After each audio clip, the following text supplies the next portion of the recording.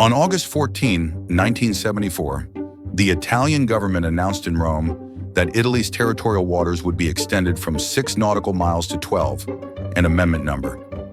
359 would take effect. To the outside world, it was a technical update. At home, it looked more like tightening a gray zone that had once caused real embarrassment. Not long before, the Adriatic Sea had produced a truly absurd precedent.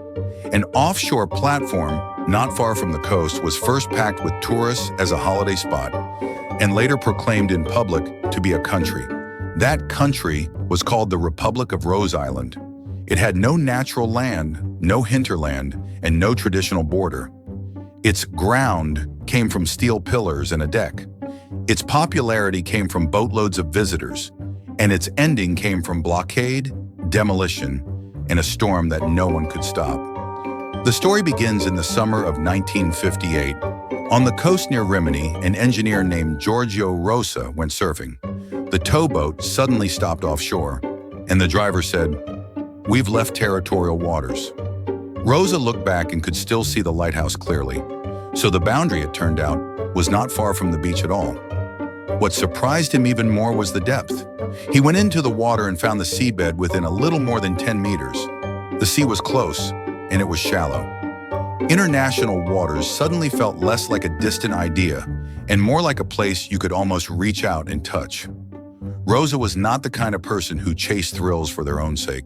He was more like an engineering contractor worn down by life on land. Over the years, what he knew best was not sea wind, but offices. Documents submitted, returned days later, a new form filled out, followed by yet another supplementary explanation. Phone calls transferred from one department to another, ending with the same sentence, "Please wait a bit longer." He no longer wanted to spend his time explaining. Out there on the sea, he felt it for the first time. If ground could be moved beyond that line, perhaps half the trouble would disappear. He quickly turned that moment of intuition into an engineering problem. Create a stable ground at sea. He began measuring and selecting a site, and eventually fixed on waters about 11.5 kilometers offshore, with a depth under 14 meters, conditions suitable for construction. Reclaiming land to build an island was too expensive, so the plan narrowed to something more realistic. Driving piles, assembling modules, laying a deck. First, build a platform. A place where people could stand, build rooms, and open shops. The first real hurdle was not at sea, but on shore.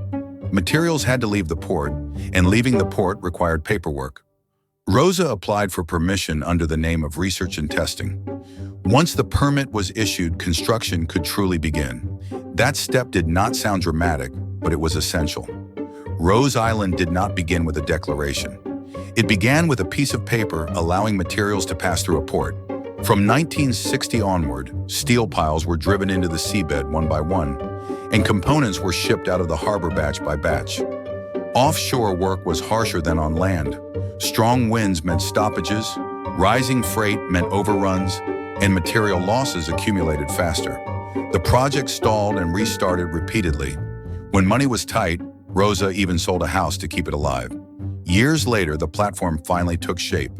A rectangular deck of about 400 square meters, supported by 9 load-bearing pillars. Seen from shore, it looked like a steel chessboard nailed into the sea. Strangely, something so visible was not immediately torn down by force.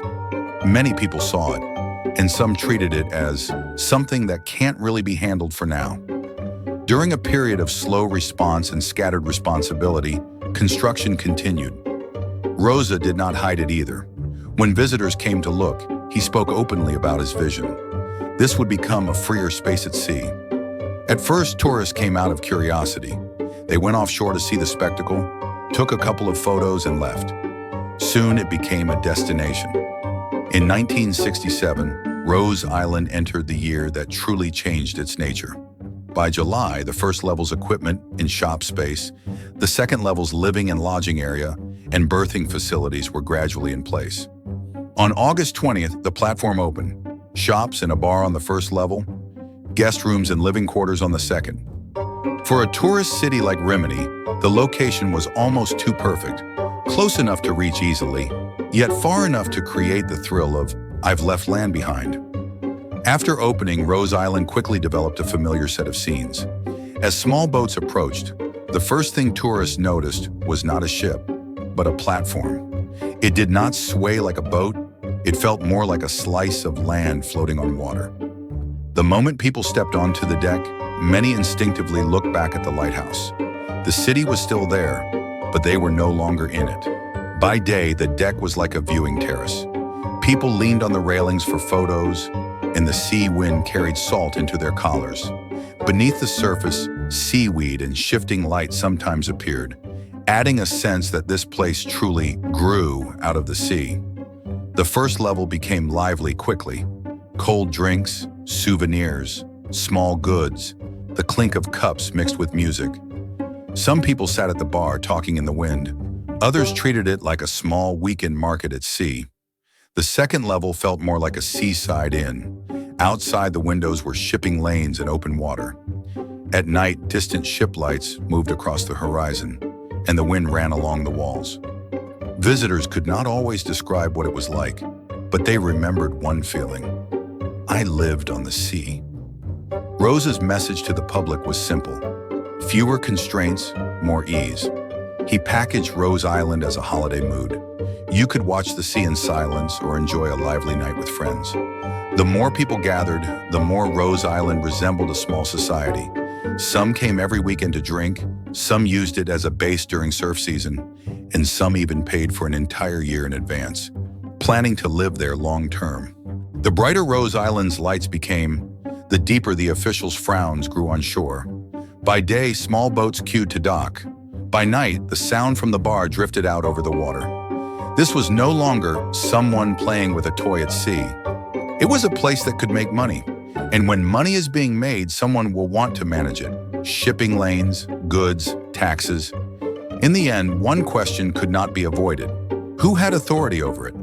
It was in this atmosphere of tension that the Port Authority had finally came in person, posted an order, and demanded that operations stop and the facilities be dismantled. Rose's response was blunt. The platform was about 11.5 kilometers from the coast, beyond the 6 nautical mile territorial waters of the time, and the other side had no right to issue commands there. That single sentence pushed Rose Island from a sea holiday spot into a jurisdiction dispute. Tourists found it exciting, the media found it irresistible, and the government knew one thing: this could not be delayed forever. The real reversal came in January 1968. Tax officials arrived on the island to demand payment. Rosa still tried to insist on the outside territorial waters argument, but they answered with something more practical. Being outside territorial waters did not mean being completely outside enforcement. Within a certain area beyond territorial waters, a state could still exercise regulatory and enforcement powers in specific fields. This was not a classroom lecture on legal texts. It was a heavy blow that pulled Rose Island back into reality. You could argue it was not national territory, but it was hard to argue that nothing at all could be regulated. Then pressure accumulated. Customs authorities began paying attention to the movement of goods. Environmental and safety issues were placed on the agenda. Relevant companies prepared to push for action through legal channels. The mood on Rose Island changed. People still wanted to visit during the day, but more and more of the conversation turned to one question: will it be shut down? At that point, Rose Island's greatest danger was not how free it felt, but the fact that it had already formed a hub, gathering people, creating impact. It forced the system to give an answer. Rosa was pushed into a clear choice: accept penalties and rectification, bringing Rose Island back into the existing framework, or raise the dispute to a higher level, so it could not be ended with fines and paperwork alone. He chose the latter, and it was the move that truly made Rose Island explode into the public eye. On May 1st, 1968, an event appeared on Rose Island that looked like a holiday press conference but functioned as a political declaration. A microphone, a flag, and symbolic official roles all appeared. Rosa announced the founding of the Republic of Rose Island, appointed himself president, formed a cabinet, set Esperanto as the official language, proposed a currency and postal system, and issued symbolic items such as stamps. To tourists on the island, it felt like an absurd performance. A sea bar turning into a state press conference? To the media, it was perfect.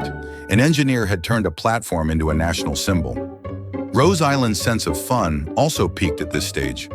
Tourists did not only photograph the sea, they photographed flags, stamps, and signs, taking them as travel souvenirs. Some people were curious about Esperanto and treated the platform like a piece of performance art. In a short time, Rose Island gained its most dangerous asset: attention. The more people watched, the harder it became for it to disappear quietly. Public opinion then spun out of control, and rumors began to cover the facts: a tax-free haven, a gray zone outpost, and various exaggerated speculations. The wilder the rumors became, the harder it was for the government to remain silent, because silence itself would be interpreted. Rose Island rapidly escalated from a local problem into a matter of national authority. On June 25, 1968, Italian enforcement forces moved in, blocked the surrounding waters, and banned anyone from landing. The strategy was clear. There was no need to destroy it immediately. Instead, cut off visitors and supplies so it could no longer function as a holiday destination or a national stage. The lights on Rose Island may still have been on, but the crowds were swiftly removed. For tourists, the sea spectacle they could once go and enjoy suddenly vanished beyond the route. For Rosa, the platform was, for the first time, held firmly by the throat. In the following months, the direction of action narrowed to a single conclusion. It had to be removed, and no precedent could be left behind. Assessments found the structure solid, and routine demolition at sea would be costly, so a tougher plan was adopted. Rosa tried to fight for space through law and public opinion, but by then the dispute was no longer, fix the paperwork and it's fine.